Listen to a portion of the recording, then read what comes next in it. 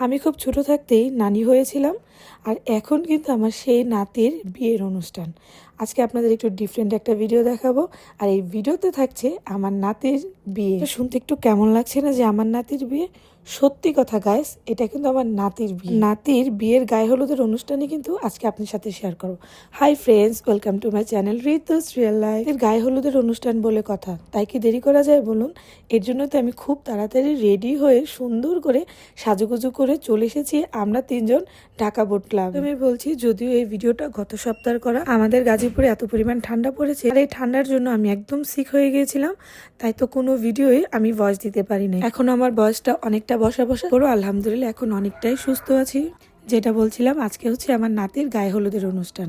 নাতিটা কোনভাবে বলি, খুব অল্প বয়সেই কিন্তু আমি নানি হয়ে গিয়েছিলাম। আমার ভাস্তির বিয়ে হয়েছিল, আর আমার ভাস্তির ঘরেই কিন্তু আমার এই নাতির জন্ম হয়েছিল। ভাস্তির ঘরের নাতি আর কি, যদিও সম্পর্কে আমি বড়, সে কিন্তু সম্পর্কে ছোট হলেও বয়সে আমার চেয়ে বড়, তাই আমার নাতিও হয়ে গিয়েছে। আর এই যে দেখছেন এত সুন্দর এন্ট্রি কিন্তু আমার নাতি তার গায়ে হলুদে নিল, আর খুব সুন্দর ব্রাইড কিন্তু স্টেজে তার অপেক্ষা করছে। মাশাল্লাহ, আমার নাতি বউ কিন্তু দুইজনই মাশাল্লাহ খুব সুন্দর আর খুব কিউট। এমনিতেই তো নাতির বিয়ে, তা নিয়ে আমি খুব খুশি ছিলাম, আর তার মধ্যে সবার সাথে একত্রে দেখা হয়ে গেল। এমনিতেও সবার সাথে দেখা হয়, বাট এইরকম ভাবে তো একত্রিত এক ছাদের নিচে দেখা হয় না। সবার সাথে যেহেতু দেখা হয়ে গেল, এর জন্য কিন্তু মনটা আমার আরো ভালো ছিল। আর এই যে দেখুন কি কিউট মাশাল্লাহ আমার ভাই আর ভাবি। আর এইদিকে কিন্তু আমার ভাই আর ভাবির ছবি তুলে দিচ্ছিল ইব্রাহিম। ওরাও নিউ কাপল ছিল, তারপরও ওদের দুজনকে খুব সুন্দর লাগছিল। বিয়ে হয়ে যাওয়ার পরে আসলে সবার সাথে ওরকম ভাবে দেখা হয় না, আর সবার সাথে দেখা হলেও একসাথে সবার কিন্তু কোনো অনুষ্ঠান ছাড়া একদমই দেখা হয় না।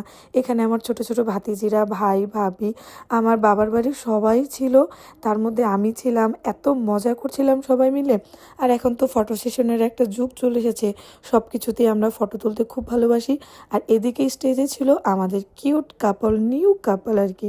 তাদেরকেও দেখতে মাশাআল্লাহ অনেক সুন্দর লাগছিল। তো একটু পর পর স্টেজে এসে ওদেরকেও দেখছিলাম, আবার অন্য সবার সাথেও দেখা করছিলাম, কারণ সবার সাথে এতদিন পরে দেখা।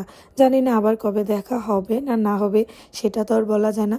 সবাই যার যার মতন করে ছবি তুলছিল, কেউ ভিডিও করছিল, সবাই সবার মতন করে এনজয় করছিল। আসলে সময়টা যে কত তাড়াতাড়ি চলে যায় সেটা আসলে হাতে ধরে রাখা যায় না। যাই হোক, আমি কিন্তু খুব এনজয় করছিলাম, বোনদের সাথে, ভাইদের সাথে, দুলাভাইদের সাথে, সবার সাথে খুব এনজয় করছিলাম, আর খুব সুন্দর সুন্দর ছবি তুলছিলাম। এক কথায় বলা চলে সবাই মিলেমিশেই কিন্তু অনেক এনজয় করছিলাম। আর এইদিকে আমার স্যার কিন্তু আমাকে রেখেই সে খাবার খেতে বসে পড়েছে তার শালার বউ সুমন্দির বউদের সাথে, আর আমি আমার বোন কিন্তু দাঁড়িয়েছিলাম, কারণ আমরা দুই বোন পরে আর এইদিকে সবাই যার যার মতন খাবার টাবার শেষ করে নিচ্ছিল, কারণ রাতের অনেকটা বেজে গিয়েছিল। আর আমি আমার বোন একটু বাইরে ব্যালকনিতে চলে এসেছি আমাদের মতন করে একটু কথা বলার জন্য। একটু ফিল করছিলাম আর বলছিলাম যে আপু আমরা কত বড় হয়ে গেলাম, তাই না? বিয়ের আগের জীবনটা আমাদের কীরকম কাটতো, সবাই একসাথে মিলেমিশে। এখন আমরা সবাই আলাদা হয়ে গেলাম, এক অনুষ্ঠান ছাড়া আমাদের মধ্যে ওরকমভাবে সবার দেখাই হয় না। আপু বলছিল হ্যাঁ রে, আমাদের সময়টা অনেক তাড়াতাড়ি চলে গেল। বিয়ের পরে আমরা সবাই যার যার সংসারে, যার যার জীবনে ব্যস্ত হয়ে গেলাম। যাই হোক, অনেক গল্প টল্প শেষ করে আমরা বোনেরা বসে পড়েছি খাবার খাওয়ার জন্য। এদিকে ওয়েট করছিলাম, আমরা 3-4 বোন একসাথে বসেছিলাম যে আমরা একসাথে খাবার খাবো।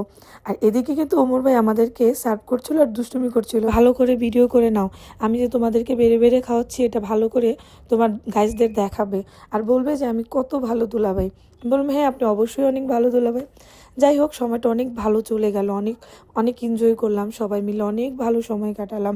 আসলে এরকম সময়টা সব সময় তো কাটানো যায় না, ফ্যামিলির সবাই একসাথে হলেই, আপন মানুষগুলো হলেই কিন্তু এই ভালো সময়গুলো কাটানো যায়। শেষে কিন্তু আমার নাতিকে আবার ধন্যবাদ দিতেই হবে, কারণ আমার নাতি বিয়ে করছে বলেই কিন্তু আমরা তার গায়ে হলুদে এত এনজয় করতে পেরেছি, আর সবাই মিলে একসাথে হতে পেরেছি। আর এইদিকে আমরা খাবার টাবার শেষ করে দেখি আমাদের সেই ছোট ছোট বাচ্চাগুলো যারা বড় হয়ে গিয়েছে তারা সবাই মিলে ডান্স করছে। এত ভালো লাগছিল আমার দেখতে, মাশাল্লাহ ওরা কত সুন্দর ডান্স করে।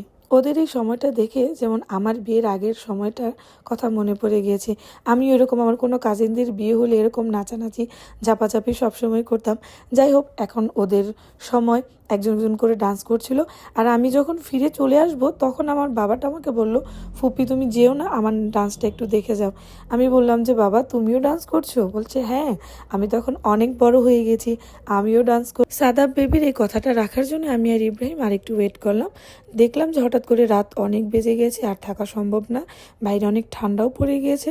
তো যাই হোক, সবাই মিলে অনেক আয়োজন করলাম। আর এইদিকে সবচেয়ে কিউট যেটা লেগেছিল যে সাদাব ডান্স করছিল আর রিদি তাকে শিখিয়ে দিচ্ছিল, হয়তোবা রিদি তাকে প্র্যাকটিস করিয়েছে, এর জন্য ও বারবার ওকে মনে করে দিচ্ছিল। ওদের 3জন ভাই বোনের বন্ডিং অনেক ভালো। তার একটু পরে দেখলাম আমাদের কিউট বড় কিন্তু আর নিজেকে সামাল দিতে পারলো না, সেও ডান্স করার জন্য নেমে গেল। মাশাআল্লাহ, মোমেন্টসটাই কত ভালো লাগছিল। যাই হোক গাইস, এই ছিল আমার নাতির গায়ে হলুদের ছোট্ট একটা ভিডিও। জানি না আপনাদের কার কাছে কেমন লেগেছে, যদি ভালো লেগে থাকে অবশ্যই লাইক কমেন্ট শেয়ার করতে ভুলবেন না। খুব শর্টভাবে এই ভিডিওটা আমি করেছিলাম। আর হ্যাঁ, এখনো যারা আমার চ্যানেলটা সাবস্ক্রাইব করেন নাই তারা প্লিজ এখনই আমার চ্যানেলটা সাবস্ক্রাইব করে দেবেন। সবাই ভালো থাকবেন, সুস্থ থাকবেন। আসসালামু আলাইকুম।